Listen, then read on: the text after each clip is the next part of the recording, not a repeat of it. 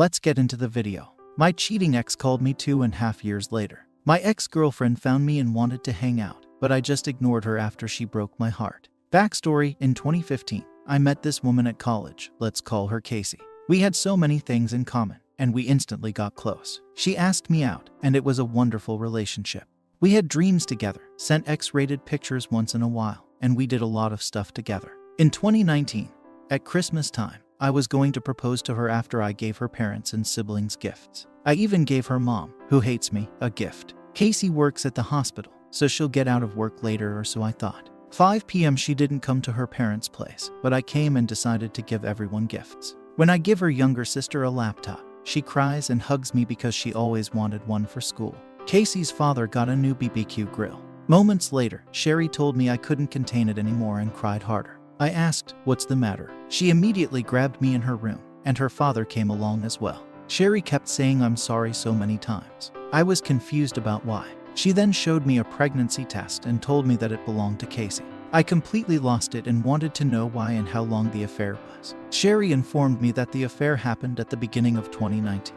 While I was working a lot at my factory job, she went to see him. What makes matters worse is that Casey's mom was the one who showed the AP to Casey. Apparently, in the month of November, Casey found out she's pregnant, and she begged Sherry not to tell anyone after Sherry found the test. When she told me everything, my world came crashing down, and I decided to leave. But before I left, I thanked Sherry and her father. Max apologized and said that if I left, he would completely understand.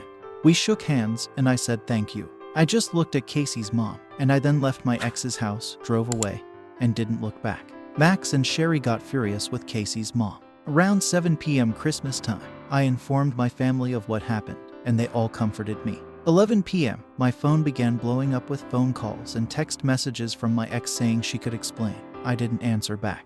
I changed my number, deleted my social media, and changed my email. As much as I want closure, I don't want to see her face. Fast forward to mid-2020. One of my friends informed me that the AP who got Casey pregnant ran away after he found out he's the father, and they're looking for him. I simply said, who cares? Fast forward to last month, and I saw a number I had never seen before. I answered, and it was my ex. My ex begged me to talk to her and possibly give her a chance at my favorite restaurant.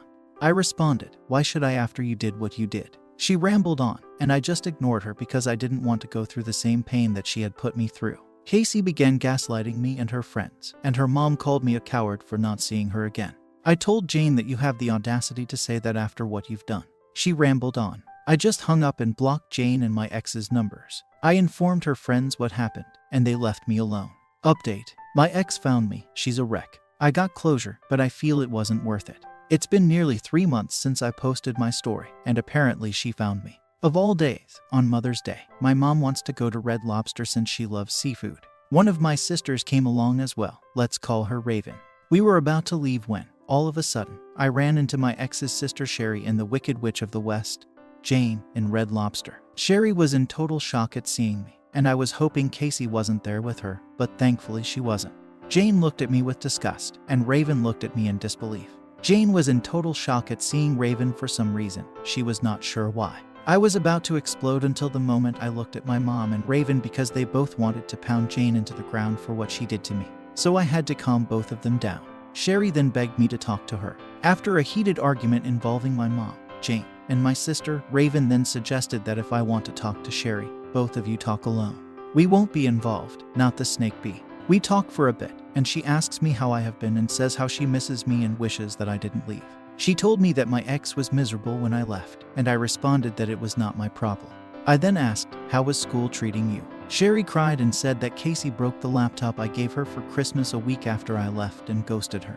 I asked before I went, why does your mom hate me? I'm curious. Sherry then said it because she saw me with another woman, and it was that same woman that they both saw just now. Little did Jane know it was my sister. I told Sherry that Casey's actions were wasted, but the warranty is still available until November 2022. Sherry literally danced for joy, and she said I'd immediately get the laptop after dinner. We said goodbye, hugged, and left. The next day I waited at BrandSmart. I saw Sherry, and to my surprise, Max came along. No lie, I had a smile on my face. We talked about how much Max loved the grill I gave him, and he still apologized, but I told him there's nothing you can do. After the laptop was resolved and we chatted for nearly an hour, they insisted on talking for a while. Not sure why. I told them it was good seeing them.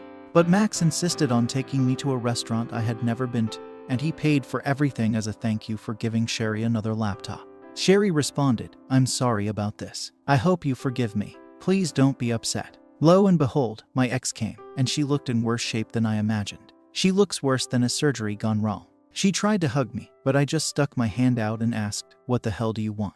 Casey apologized and begged me to take her back, saying it was a mistake. I responded that you cheated on me for nearly a year when I worked my arse off for us, and this is how you repay me. She realized that mistake and said that it was Jane's fault, and I said you went along with it. You could have said I'm not happy with you anymore, but you didn't. It's not my problem anymore. I moved on, and you did for nearly a year. And the fact that you gaslighted me and tried to put the baby on me when we never had sex, the hell. And now, the AP has left you, and he's on child support. Casey told me that her son is now 1 year old and needs a father. I told her good luck with that. She asks, why am I being so mean? I said you're the reason for this. I wanted kids, I nearly got a house for us and family stuff, and you threw all that away. Casey said that I threw it away because she told me. Jane saw me with another woman, and she described what she looked like. I laughed and called Sherry to let her know who she had seen.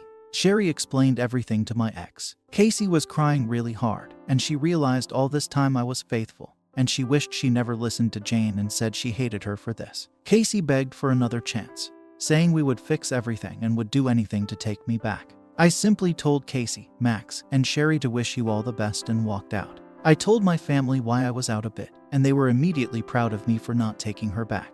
My dad laughed and said Jane wanted you gone, and he found a reason, a stupid one at that you'd do better with the next woman. So yeah, thank you guys for everything. I didn't think I would run into her again. Even though I got closure, it wasn't worth it to see the two women who broke me.